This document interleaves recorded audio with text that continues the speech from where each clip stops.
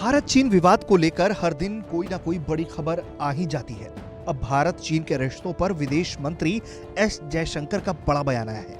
विदेश मंत्री एस जयशंकर ने चीन के साथ सीमा गतिरोध पर कहा है कि पूर्वी लद्दाख में पिछले साल हुई घटनाओं ने दोनों देशों के संबंधों को गंभीर रूप से प्रभावित कर दिया है और संबंधों को आगे तभी बढ़ाया जा सकता है जब वो आपसी सम्मान, संवेदनशीलता, साझा हित जैसी परिपक्वता पर आधारित हो। जयशंकर ने यह भी कहा कि भारत और चीन के संबंध दोराहे पर हैं और इस समय चुने गए विकल्पों का न केवल दोनों देशों बल्कि पूरी दुनिया पर प्रभाव पड़ना तय है। चीनी अध्ययन पर 13वें अखिल भारतीय सम्मेलन को डिजिटल माध्यम से संबोधित करते हुए विदेश मंत्री जयशंकर ने कई और बड़े बयान भी दिए हैं। उन्होंने कहा कि साल 2020 में हुई घटनाओं ने हमारे संबंधों पर वास्तव में अप्रत्याशित दबाव बढ़ा दिया। जयशंकर ने कहा कि जो समझौते हुए हैं उनका पूरी तरीके से पालन किया जाना चाहिए। उन्होंने ये भी कहा है कि वास्तविक नियंत्रण रेखा का कड़ाई से पालन होना चाहिए और उसका पूरी तरीके से सम्मान किया जाना चाहिए।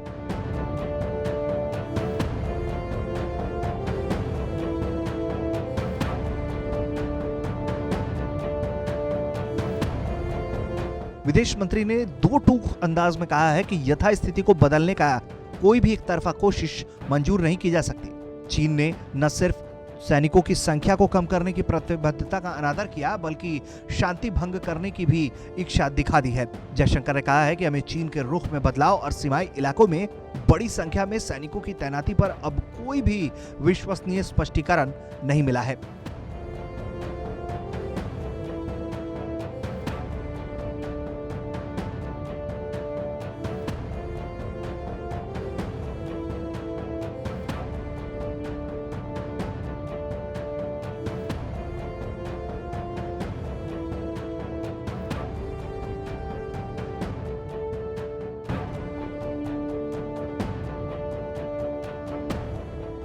पूर्वी लद्दाख में वास्तविक नियंत्रण रेखा पर पिछले कई महीनों से भारतीय सेना और चीनी सेना के बीच गतिरोध की स्थिति है। इस मामले में कई दौर की राजनयिक स्तर और सैन्य स्तर की बातचीत हो चुकी है, लेकिन हालात जस के तस हैं। इस बयान के मायने इसलिए भी अहम है क्योंकि हाल ही में चीनी ऐप्स पर बैन को जारी रखते हुए इलेक्ट्रॉनिक और सूचना प्रौद्योगिकी मंत्रालय ने भारत में नए सिरे से नोटिस जारी किया। इस नई नोटिस में टिकटॉक समेत 58 और ऐप भी शामिल हैं।